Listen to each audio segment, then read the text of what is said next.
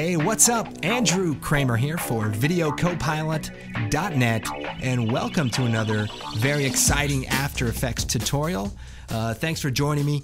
We're going to be taking a look at this cool transition effect, and let's just take a look at some of the examples of what it can be used for. So first we have a wall of balls that come together, and pretty cool, 3D, all that good stuff. We have this one where somewhat of a transition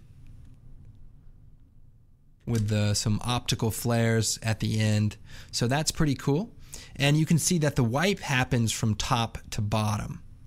So that's important to understand, that you can transition this effect any way that you need. And here we have another one. This is like a star wipe. And if you know anything about making home videos, you need to have a star wipe for every transition, or at least a page peel, so that people know that we are moving on to the next shot. And finally, we have one more example here, similar to the wall, but just to point out that it can be used with pictures or logos, pretty much anything that you're working with. So first thing, we're going to take a look at this example here. So I have a title card, and this can be a logo, any kind of graphic or a photograph, and we're going to drop it into the new comp button. So we have our nice looking design. Our comp is 300 frames long, and just to double check, Control K, we are at 24 frames per second. So we'll hit OK. Come over to the effects and presets. We're going to type in CC Ball Action. It's already there, but I just did it for the sake of the tutorial, and we'll drag that out. And instantly we come up with a pretty cool effect. And I want to point this out too, that just using this effect on its own is pretty decent. Some cool settings here, like the size of the balls. We can set that down. I'll turn that up there, back up to full. And you know, you can create some interesting things, and it is pretty three-dimensional. So I could change this rotation setting. I could also twist it a bit. So right away, I mean, it's pretty interesting just on its own. There's also a scatter function that allows them to kind of spread out and do some interesting things. I saw somebody posted on the blog that they used it to create like a DNA strand, and so that's a cool idea. Just be careful that you don't use DNA from frogs when you are engineering them for dinosaurs, and if you want them all to be females, you want to be careful, because what can happen is that some frogs have the ability to change genders to, you know, reproduce. And so if you're trying to build some sort of park, you know, that represents the Jurassic period, you want to be careful that they aren't mating and turning into a problem with overpopulation. So remember, nature finds a way. By the way, that was all improv. I love that movie. The movie, obviously, we're talking about is Saving Private Ryan. Now, let's go and reset the ball action here. And we'll go down to 50% or 50 pixels on the ball size. So this is the size we're going to use. But if you change the grid spacing, you can do, you know, some different interesting things. So if they're really small, you know, it's a much more higher quality effect in terms of pixel resolution. But I like it to be a little bit more graphical anyway, and it also render faster, which is always good. So back to it. I'm going to reset it again, but that's it. No more getting sidetracked about movies and stuff. So the key to this effect is creating multiple layers of the same effect and then offsetting them in time. Now, there's some different tips that are going to make this easy, and hopefully it'll be reasonable for such a cool effect. Now, we have our first title background right here, and what we need to do is mask it out. So we'll come up here, we'll take the ellipse tool, and we'll zoom in here, and we want to just draw a mask around the very middle. So we'll just start on that one dot, or that one ball. And what we need to do is animate it. Now, here's the process. So it's not that complicated, but it is specific. So let's just kind of go through this really quick. We have it set right here on frame 0. So what we're going to do is animate the mask path. So we'll click on that, And as far as how many copies we want to work with, it's up to you. In this case, we're going to do 25. So if I come forward to frame 25, and because we start on frame 0, I'm going to go up 1 to frame 24, then what I'll do is animate the mask to grow out. So we'll double click on it, hold down Shift, Alt, Control, and that way it just scales from the center there, and we'll scale it until it reaches the outer bounds. So we'll hit enter, and so now we have a transition. Now what's cool about this effect is that the balls render after the mask is created. So we're not cutting off the balls that are close to the edge. They're going to stay the correct rendering. So that's kind of cool. Now what I need to do is create another mask. So I'll take the current mask, edit, duplicate, and then we're going to set this to subtract. Now we'll go into that mask property and bring the mask expansion in a bit. So probably 2 or 3 layers. The idea is to make sure that you get all of the animation in each frame. So it looks like that should cover it. But go ahead and play with that setting just to get it right. So now we've created, this animation. Now the ultimate goal is to make 25 copies of the layer that represent each slice of this mask animation. So here's how we're going to do that. First, let's pre-compose our animation. We'll hit pre-compose, and we'll leave all the attributes, and we'll just call this title and hit OK. So what we're going to do is hit U, move the current time indicator to the last keyframe, and then we're going to duplicate it 25 times. So you do Control D, Control D, Control D, Control D. Once you have 5, then we could do Control D, 10, 15, 20, 25. So now we have 25 copies. And then we need to offset them 1 frame at a time. So if we take all of the layers, hold down Alt, and then begin bracket, what we're doing is just sliding it over so that the animation is only 1 frame long, and then Alt in bracket. So if we zoom in, we basically have a 1 frame long slice of each of these titles. And then we'll come up here to Animation, Keyframe Assistant, and Sequence Layers. And because it's 1 frame long, they're going to be offset by 1 frame. So that's what it looks like. And just make sure that when you select the layers, you start at the bottom, hold down Shift, and then select the first layer, and that way they will sequence in order. Now what we need to do is at that same point in time, that first layer, let's go ahead, hit Alt, begin bracket, which will stretch the other layers over. So now if we look at our comp, we can see that it's completely filled in. But each one of these layers only represents a small slice of the entire animation. So that is kind of the idea. So what we need to do now, though, is disable the mask animation so that each layer only has 1 slice of that mask animation. So hopefully this is making sense, and if not, just rewind it. Hit M, and what that's going to do is bring up all of the masks, and you can see we have all this animation. We're going to simply get rid of it at that same point in time. So what we can do is click on the first stopwatch for the mask, and just click and drag down, and it will undo all of the mask properties, and hopefully I don't make a mistake in the middle of this. It'll be difficult to edit. Great, no problem. So now we've got rid of all of the masks animating, and we're in good shape. What do we need to do next? First, let's go ahead and extend the layers back to their full length. So we'll hit Control A to select all, and then Apple begin bracket, and then we can go to the end here and just extend it out a little bit.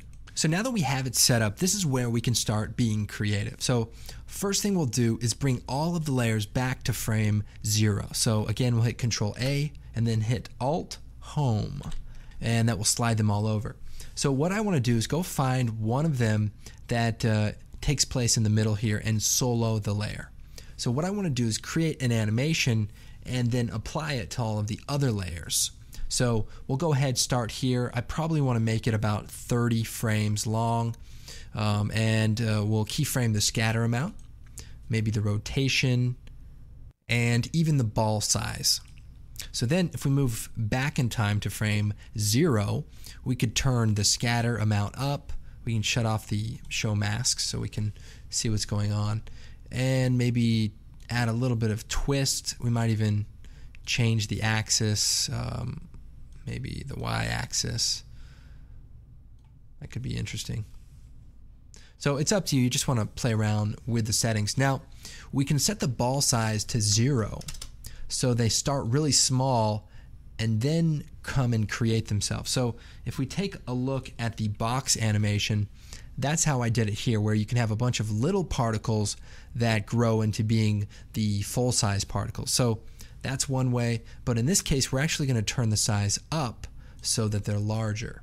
Now, I also want to add a blur effect, so a fast blur, and even an exposure control from the color correction.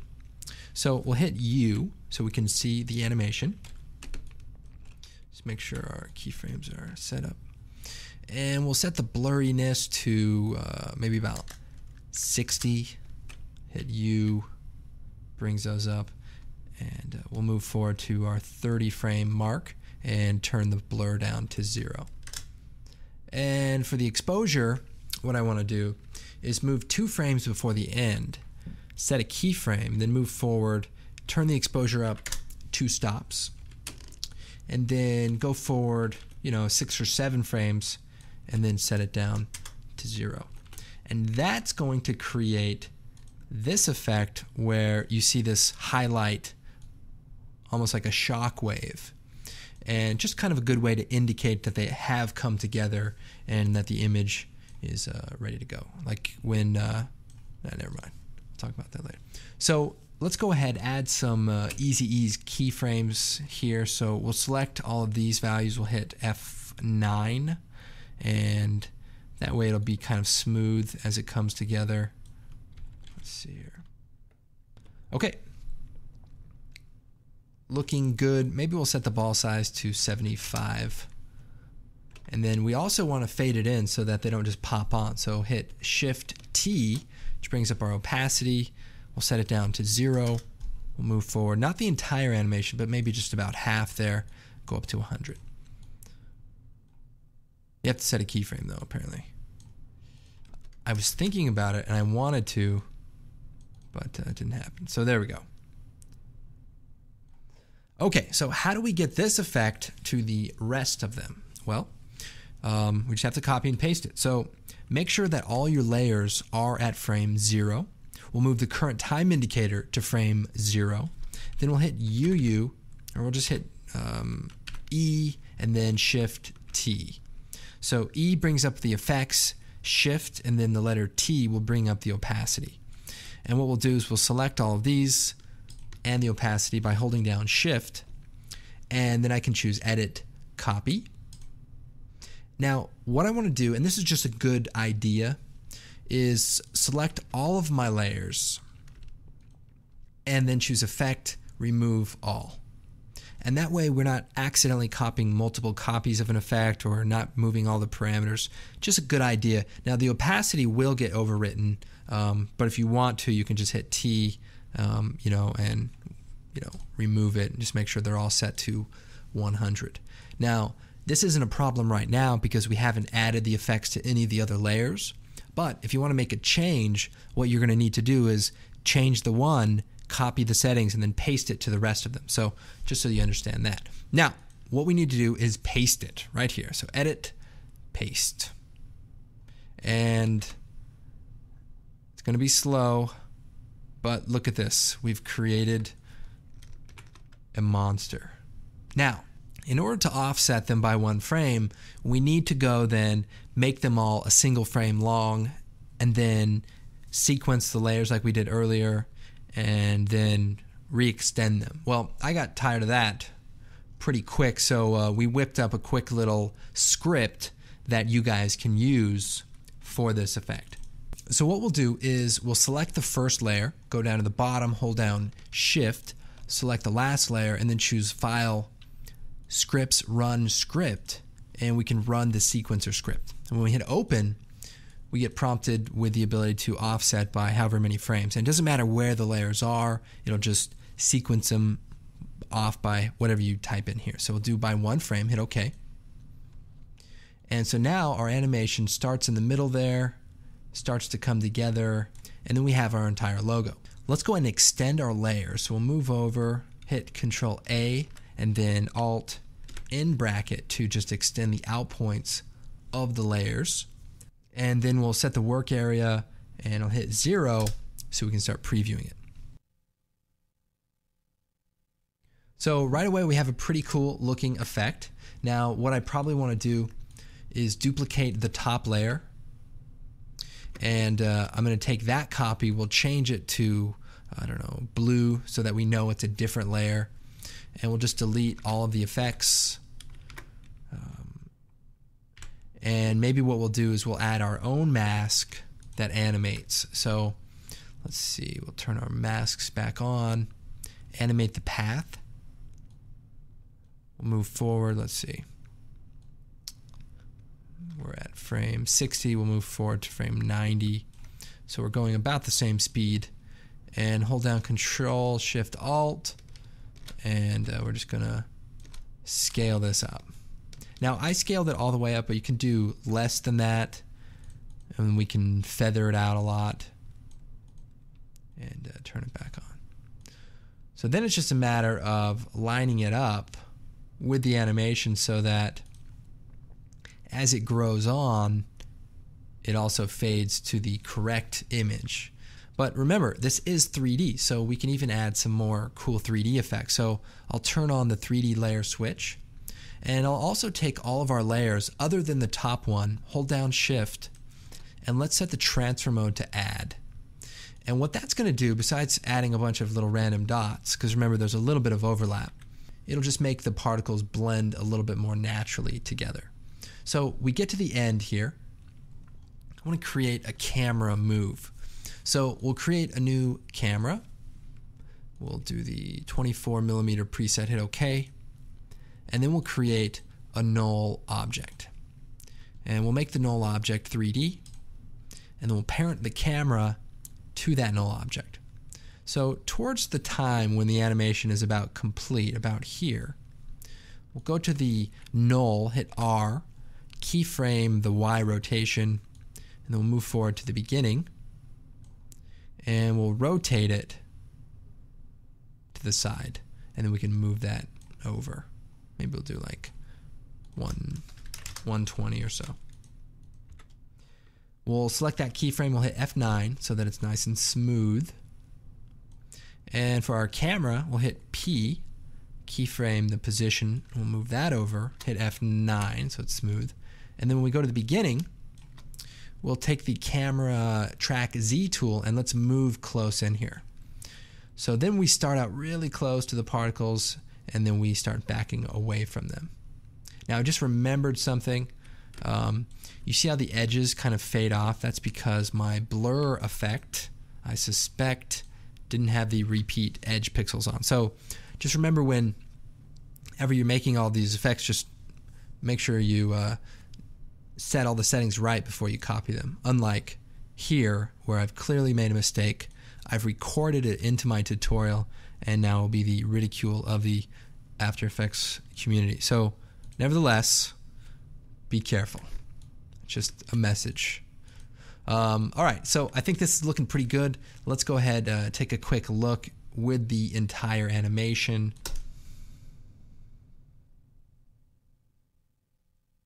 Very cool. Now, one thing you can do if you want to change the speed of the animation is just take the comp, put it into a new comp, and then choose, let's see, animation layer, time, enable time remapping, or time stretch even. It's good too. And set it to like, 200 or 250, and then the animation will just be a lot slower, but then you don't have to worry about playing with all the layers and offsetting and doing any of that crazy stuff. So just take a look at a little bit slower. That's very slow. We can also add like a nice glow that maybe fades away. We'll animate the intensity out.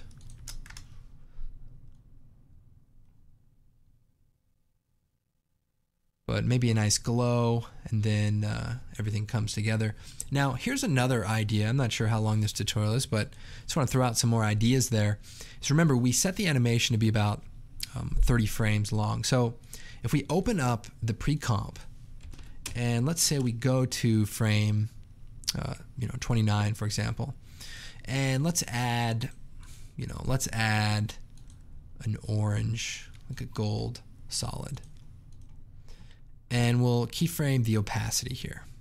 So we'll just basically fade it out. And let's try another transfer mode, maybe add or something. Let's instead of using that, we'll just do fill it with a color. Let's just try to find one that won't be too overpowering. So then it fades out at that point in time, and we can even make it fade out almost right when it gets to that point. What that's going to do is make the particles gold, and then when it comes together, you see it will actually be blue because all of the layers are offset, so is the animation of this color effect. I'm not sure that this looks good, but I think the idea is certainly interesting. And then just depending on how close we make this animation to the end of that animation, you can really offset it to create an interesting look. And the longer the transition is, the smoother it will fade in between the two colors. So if we were to stretch that out, it will fade a little bit longer. But those are just some different ideas. Now, the one thing to think about with the star example is that I probably still used about 25 layers, but the layers only went to the size of the star. So there's a lot more time for the star to get together. Okay, so that's pretty much the idea. Now, if we want to change the effect and maybe change the way it looks, what we can do is take all of our layers, Alt-Home, so they all go back to frame 1, and then we could just pick one of them, solo it, and change the effects. So let's get rid of the fast blur, and let's maybe do the thing where the balls start out small and then get larger, so that way they kind of just come together small and then that size. Now we can also change the size of the spacing, so we could do more like that. That might be interesting.